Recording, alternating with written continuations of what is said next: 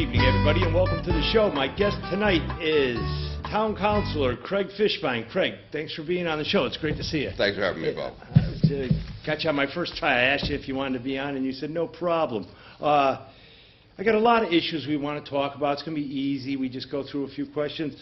Let's start with something that's been talked about with every guest I've had on the show, including the AD from Quinnipiac University. I said, what do you think about the Legion building? What's going on with it right now, and what's process is it in? Currently, it's out to bid again. I think this will be the third or fourth time that it's gone out to bid. Yep. Unfortunately, the other situations haven't worked out to commence a deal. I believe it was April 3rd and 4th. The building was open for public viewing. I did have the opportunity to go on April 3rd and look at the condition inside, which was quite distressing. Not good. It's not good. But you could imagine, Things are worse in there than I saw it. I guess it was last year in the springtime. I went in to see what it was like when it went out to bid at that point. So right now the town is collecting bids, and shortly those bids will be opened. I don't expect them to be very high considering the interior condition of the building and what's being sold, and we go from there. Yeah, and the utilities too. I mean, it's been recently found out that the sewer utility has to be replaced, right? Yes, and I don't know that the numbers that you're generally considering with regard to that building, I don't know that the lack of the sewer is really going to affect that number that much. Well, some of the people that are probably bidding on it won't even care. They're going to do it anyway.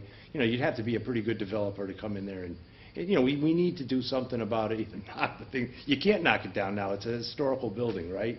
It's on a register. I suppose one could go back to the court and say we've made good faith efforts to try and sell it, and unfortunately we haven't been offered enough money for it, and please judge, will you reconsider your decision? So I don't think it's that you absolutely can't make another effort to try and take it down. Okay. But currently there is a court order keeping the town from demolishing the building. Yeah, I could see like the building next door, the town hall, that being a historical building, but I never saw a picture of that in any historical magazine or anything. So, I mean, it's something. It's something that's been around. We've been bouncing it back and forth. People have tried to buy it. Things have happened.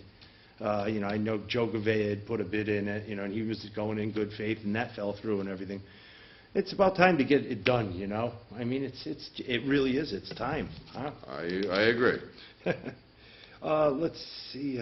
With all the time that has elapsed, I was going to ask you. There is a way to go where we could ask the state to reconsider the marcation of a historical building. Not necessarily the marcation of a historical building, but rather if they would consent to the court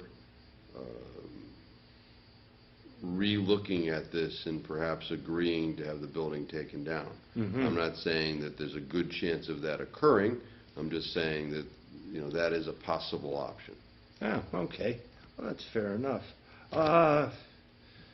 Let's talk about the parking lot. I know we had the Celebrate Wallingford every year, and last year I was kind of dismayed, and I found out that the parking lot where the Wooding Cap'n property we used to stand, and I guess it still stands now, but they were going to make parking back there to make it, to use, and it wasn't ready last year. What's the story with that area back there right now? Well, certainly and I think I brought that to the attention of the council, I believe it was January 2012, that I wanted to see that lot paved for the benefit of the downtown, since we own it. You and I own it. We do. And I'm not happy with the condition of it. It's not lit. Nope. I think it's dangerous. It's dangerous at night. There's potholes and things like that. And was assured that good faith efforts would be made to have it paved by Celebrate Wallingford, So that's about, I don't know, 7 months Now, after. and lit, we've Craig, talked I about- mean, you know, And maybe, lit. and lit. Yeah, You know. that would be the intent, but on a temporary basis, because the mayor has talked about, and the council, before I was on it, spent about $60,000 to study putting a police station on that property, Yes. moving it from North Main Street onto the Wood and Kaplan site. So the mayor's of the position that any paving and lighting would have to be of a temporary basis, and Okay. and I'm fine with that, although I think the police station situation, you gotta cut bait or fish at some point on that. Yep. I too was very disappointed last Celebrate Wallingford that lot, when you're inviting people to come to our town, to, you know, be part of our community, that was what we had to show them, especially because we had Celebrate Wallingford uptown as opposed to downtown, which was a success in general, It really was. but that lot, I think, was an embarrassment. It and really could still have been is. utilized, and, you know, I was dismayed. I came around the corner and I said, I can't believe it. You know, with the new, we go uptown and downtown with Celebrate Wallingford. It's uptown for the next few years, right? Am I wrong? I think that's the intent, because Uptown was such a success this year. For the last 3 or 4 years before that, it was downtown. And my understanding was that some of the merchants in the downtown area had complained, actually, that their regular customers were not getting access to them, that their storefronts were in some cases blocked off, which it was sort of a weird situation, but nonetheless, you know, WCI decided to move it uptown this year. But just with regard to the lot, just understand, you know, there's another component of that, in that expansion of Wallace Row, which is the where 390 Center Street used to be. Remember the old Yes. art gallery? Yes. The storefront there, the building got Exactly. taken down? It was in between Centertown Shell and in that, in the Package wa- store. In the package store. Yeah. The expansion of that and the drainage that has to go in for that has to be approved by the state of Connecticut. Okay. And, you know, the state does everything at a snail's pace, except for stuff that's that they don't look at before they pass. Exactly. And, you know, that's a whole other component of getting the parking lot done, because you really can't do the parking lot till you got Wallace Row done. You can't do Wallace Row till the state approves. So there are other components to that whole situation. Yes, and it has to be dealt with, you know, and like, I think they have to have fire trucks have to be able to get through there. It does have to be widened, there's no question about that. It has to be widened, I think, so that two-way traffic can easily get down there. You know, being a resident of the town for a while, you know, when 390 Center Street was there, you couldn't get two cars down that, you know, A side truck by could side. not go down there. Yeah, and right now, it's tough, you know, without going on that gravelled area, to do a passage also. So I think it makes sense, and if you're going to have a nice parking lot back there, you're going to want in and out ingress and egress. Yeah, and the access to the parking lot area, will that be going adjacent to the police station, or will that be going in between SNET? There has to be access to Center Street, or no, North Main Street. Well, Wallace Row would be the access, really, the main access to that parking lot. Okay. Because that is a recognized road. The driveway that goes between, like Archie Moore's and the church. Yeah, that's really not, first of all, you can't get two cars next to each other. No. There's no way to expand that. The town doesn't own it, No. okay? So Wallace Row would be actually the access for that parking lot. That's the anticipated entrance and exit of Yes, that it lot. has to be, the sidewalk there is a state issue too, because the Center Street's a state road, right? Yes. the And that has sidewalk to be is an dealt with, issue. and there's the fire hydrant problem that's right there. Yep. You know, there's a multitude of things that come in, but like you say, it is a snail's pace, and things have to be, you know, passed, and this has to be done, but I'm really hoping it would be done, you know, what I was talking about before is not so much the the car traffic, and I know Wallace Road would be the car traffic area where the cars would go in, but the foot traffic, I mean, the reason we would want, the same thing would have to be to It doesn't Wallace have Road. to be. You're going to have some people that naturally go out onto North Main Street. Through the back of where Kaplan's used to be and Archie Moore's. Yeah, I mean, outlet. you can't control foot traffic, without putting up fences and gates, but Because that's the way I walk. If I walk through there, that's the way I go. depending on where you're going. If you're parking back there and you're going to Simpson Court, you're going, to Gaetano's, obviously, okay? Yes. But if you park back there and you're going to Michael's, which way would you go? Wallace Row and then up. Yeah. Yeah. So that's, that's the way you would want traffic to go, at least for that area. And some nice signage Yep. would be nice in those areas. I mean, I think our municipal lots in general deserve some nice signage. Just on the parking, not to, take the whole questions and Go run with them. ahead. But, a great idea is that 50 South Main Street building, which you're aware of, right next to the post office, Yes. right? They've got a fantastic lot that's right on Main Street. Mhm. But you know what I noticed the other day? They've got another lot on Center Street. Did you know that? Yes, they do, and they have a little sign that says for use for the people that are using 50 South Main Street. only. And that building's been for sale for a while. Yes. So I've suggested, the town should approach the owner and say, let's enter into a lease agreement of some sort, so that residents can use this lot as municipal parking on nights and weekends, when those lots are empty. I'm not going to change the subject, but it has to do with another parking problem. I was driving down past Community Pool one day, and during the day, the whole parking lot was filled with cars. Now, those are all the cars that they come from the school that's up in Barnes Park South, You're right. and that's a lease situation. That is a lease situation. Unfortunately, I was not able to vote on that lease. I don't believe anybody questioned about that lease. It was on the town council consent agenda. It was put forth by Park and Rec. It's $200 for the entire term, which I think is a bargain. Very much. The only benefit that I saw in retrospect was that the school was required to plow the snow.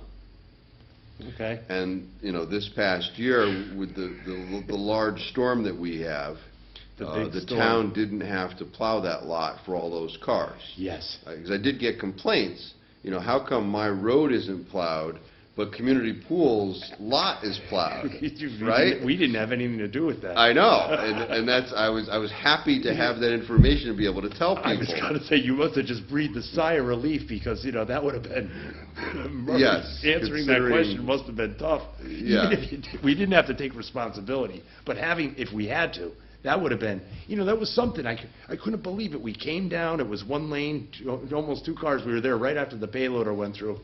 And it was done. I was like, there's progress for you. Center Street's not done, but the Community Pool parking lot was. Yeah. Yeah, they had to have it ready for school. I mean, they had the guys that had the payloaders. Yeah, and they were using it for all of their parking. How many so. days were you snowed in? Were you snowed in at all? We actually flew out to Florida. No kidding. You got out. We- So you weren't even in town. We got out. We were supposed to leave Saturday morning, and I did have a friend come and plow our driveway. But our flight got delayed until Monday. My father and my stepmother, they flew out on Sunday, but their driveway wasn't plowed. Okay. So we went and picked them up at their house and drove them to the airport so they could fly out on Sunday. My wife and I stayed at the hotel, and we flew out on Monday. So we were fortunate. It was, it was one of the cases of all the equipment broke down at one time. And, I've talked to the guys, and you got to hand it to the guys from the town. They did the best they can, but within a short 6-hour period, we lost 3/4 of our equipment. Yep. Whether it be the hydraulics, whether it be the plows were breaking, the transmissions were going. These plows were not designed. Flat, straight plows were not designed for more than 3.5 feet of snow. Yep. And what was happening was they were trying to hit these piles. And I took a snowmobile from Concord Lane, where I live, and we went all the way to where the post office was. and I heard one of them break. Mm. He hit the pile, and when it went, he threw his hands up and he literally dragged the plow back to the shop. We didn't see another plow for, payload came eventually. It was surreal almost. You didn't hear the bustle of the town for that whole day. All you heard was snow blowers and the big state plows and the payloaders were driving down the road. Because for Donnie Ahern, we had to get his parking lots done, but we couldn't get, how could we work? We couldn't get anywhere. Yeah. And I couldn't believe that Mayor Dickinson opened up the roads, or they should have kept them roads closed for another 2 days. I mean, well, people were complaining the way it was. There was quite a bit of complaining, and, saying, well, this town is better than that town, and that town's better than this town, but people generally didn't know what was going on. Well, we were in the bullseye again. This happened at, when we had that bad winter a few years ago. We were right in the bullseye. Yeah. No one got the amount of snow. It was between us, Norford, and Hamden again, and North Haven. I had knee surgery in December. Yep. And so, that's the beginning of February, and I'm still recuperating. Mm-hmm. And we have a 3-car detached garage, and that's where we keep our snow stuff. And I walked from the house, and the snow's getting higher and higher and higher. So now I'm recuperating from knee surgery. The snow is up to my waist. And I finally stopped, and I said, I wish I could swim. I just wanted to lay down and just do one of these, overhead. To get down the rest of the driveway, because it was tough with my knee. But it was just an unbelievable thing to look at. I don't know if we'll see that ever again. I hope not. It was kind of, I remember waking up and we measured 40 inches of snow in front of my father's garage, and I have a picture of it where we pulled the door open and I just leaned this. It was 6 inches above the yardstick, so it was a sight to behold. I shoveled one path. I got a guy to come over with a big snow blower, and I would knock the snow down and he would snow blow it. We had a pile. It just melted last week. We had one pile we were aiming for, and I'll tell you one thing. I don't think we'll ever see snow like that again. I hope not. That was something else. What's the last movie you saw? Atlas Shrugged Volume 2. Now, does that mean that was the second in the series? There's actually, the book is set up into part 1, 2, and 3. Okay. And this was part 2. Part 3 comes out on Independence Day, 2014. Oh, okay. I don't watch a lot of movies, but I do sometimes every few years. You didn't see Lincoln? I did not see Lincoln, and now, since Joe Courtney has shown that part of it's not true, I don't know that I want to watch Lincoln, but I'm sure it's very good. During the movie, and I went with a friend of mine, or actually one of the producers of this show. We went and saw the movie, and it was when the Connecticut voted no. I was like, wait a minute, Connecticut never voted no for the Emancipation Proclamation. I said, I knew my history enough. Yeah. And it does say in the movie, Connecticut votes no. And I looked at and a couple of other people in the movie theater, and I called up a politician, and I called up Len Fasano and Larry DeNardis, and I called them all, and we were all talking, and they all agreed to be on the show, and they all pointed out the fact that they were wrong in the movie. In fact, who was it? It was one of my guests actually called up Spielberg. Somehow he knew how to get in touch with that guy. He said, great movie. I love the movie. If Connecticut didn't vote no, of all the things you could have said, why did that happen? And they had a good laugh about it. Yep. And, and in truth, it was a background. It was, it was layered. The part of the movie where Connecticut votes no was a layered-in thing, where there was people talking, and Jones was talking to another guy, and you could hear another person talking, and then in the back you hear Connecticut votes no, and I was like, I caught it, and just like Larry DeNardis said, I couldn't believe that happened. I got on the phone right away, and I read books more than I do watch movies. I read a lot, so. I have a nook, and I read a lot. Yeah, my father's a Grisham fan, and my father's reading constantly. He goes to the library 3 times a week. Yeah. Gets 3 books at every, and he pounds them right I like out. Grisham. I think that the end of his books are sometimes difficult to deal with. I mean, don't always agree with how he wraps up books, but, you know. In opposed to Pollock? You know, Well, I just,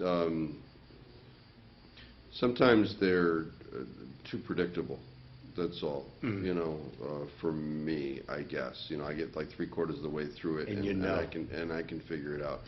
David Balducci is one of the ones I've been reading recently. In fact, I'm reading one of his books right now, and I find him to be fascinating. You know, you'll have 4 or 5 things going on at once, and then, you know, they'll all take a left turn, and then they'll all come together. You know, I admire the way some people write like that. Yeah, I don't have the gift of writing. You know, to be able to put together a novel like that, like either Grisham, Pollock, Balducci, you know, my father's always reading, you know, if he's going to read something, it's usually by those 3. I did read Lincoln after I saw the movie. Now, you read Killing Lincoln? Killing Lincoln. Yeah, I read that, because I usually try and alternate fiction and nonfiction, because, you know, we try and learn about history, and I try to expand my brain, and, you know, and learn things that I can Well, employ. once you did when I did Killing Lincoln, Killing Kennedy is just I read that also. unbelievable. I think they're both excellent, yes. And, you know, when you see, you know, and the author is just, I'm a fan. I don't know if you're a fan, either you like him or you hate him, you know?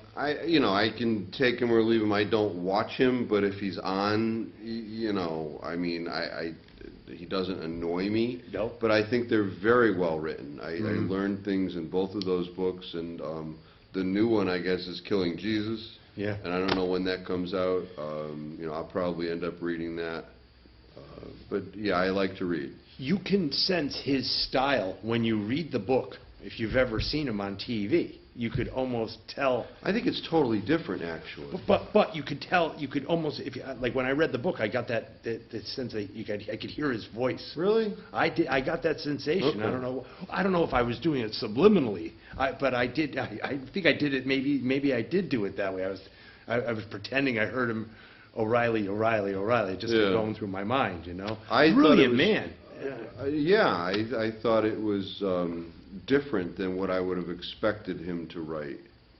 So the avenues he took were it kept you reading. I mean, absolutely, it was a page turner. Both of those books. Yeah. Unbelievable. And the fact that you've got, like in Killing Kennedy, Lee Harvey Oswald doing his thing, and then, you know, you've got John Kennedy, and you've got how, you know, they're dealing with LBJ, and absolutely fascinating. And the same thing going on, although I think a little bit more interesting in Killing Lincoln. There was more characters, more things going on, all those components, you know, that they don't teach you about in history classes. The sidebars, I called them. There was so much, and that's the way it happened, and that's the way they did politics, which is the American way. Like I told people, I said, go and see Lincoln. You'll have you'll have an affinity that you never had before to the system and why we do things now. Well, I can't comment because I haven't seen it. Oh, well, you could. Well, I probably will see it at some point. I'm sure I mean, you'll see it now. on demand. It's on demand. It'll be coming on demand, and it'll be, you know, a lot more people will see it. I went and saw it once, and I went and saw it again because it was that good that I wanted to see it again, and I wanted to go by myself because I wanted to get it right, and I waited for that time where they say Connecticut votes no. Yeah, I always distrust. So, I mean, somebody else's portrayal of what happened in movie form is difficult for me to believe, you know? Whereas a book, I think I find it a little bit more. I mean, you have footnotes usually on stuff like that. You know, this is the reference that it came from.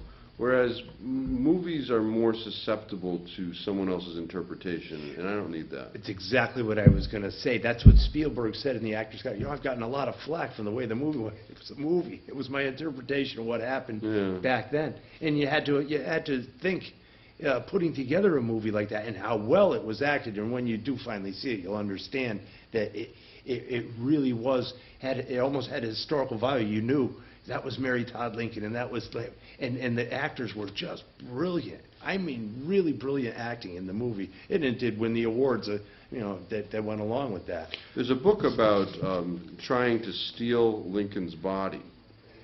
That this is a true story where there was a plot to steal Lincoln's body and hold it for ransom. I think it's called Stealing Lincoln's Body, and goes into Mary Todd and how she was cuckoo and all of that stuff. But it's fascinating how those guys, what they did to preserve Lincoln's body after his death. They moved it so many times, breaking into the mausoleum that it was being held in. That was a fascinating book also. A lot of people don't know about that. It is history, and it did happen. That's more or less a chronologically correct section, because he died on this date and this was done on this date. It was funny. Lincoln died before the proclamation was passed abolishing slavery. And okay. It's another reason I get into it with guests, because we talked about it, and that was done because of the way the movie flowed anyway. But you knew the last 5 minutes of the movie was all just wrapping up, and it was a picture of a. So now you're going to make me go look something up. You're going to have to go look it up. Yeah. No, I'm not going to say it if it did. It happened here, folks. Let's ask you another question. Let's get off that. The drop box that they wanted to put in the police department, are you opposed or for it or against it? I think I'm generally opposed. I'm generally opposed to anything that creates a nanny state. I think that people should be responsible for disposing of their own drugs that they choose to dispose of. They have the ability to do that within their own home, and for government to say this is the way you should do this, I just think is generally improper.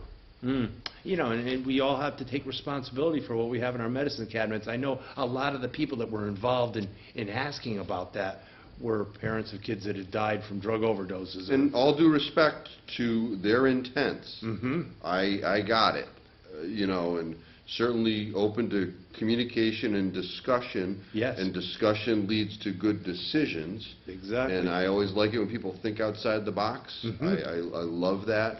In fact, not to take over again, but Go ahead. judged last Friday night at Sheehan the Invention Convention with all the kids, and they come up with an invention that they want to market and all of that stuff. And kudos to those children thinking outside the box as to some product that they would create. No matter how small or how big. Yes. Well, Craig, I'll tell you, it's been really great having you on. Would you come back and sit again? Absolutely. Well, that's excellent. We got a lot of things to talk about. The summer's coming up. We got Celebrate Wallingford coming up. I know you're a busy guy. We'll take, have you on again, and we'll do some more talking. Fantastic. Well, thanks for being on, Craig. Thank you for having me. Thanks. Yeah. That's it for today, folks. We're out of time, but tune in to WPAA for more editions of the Bobby O Show right here in Wallingford, Connecticut. We'll see you.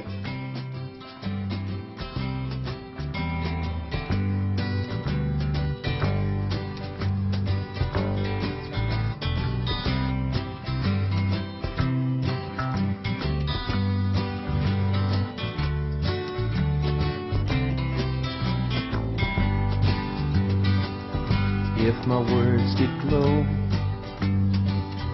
with the gold of sunshine, and my tunes were played on the harp unstrung, would you hear my voice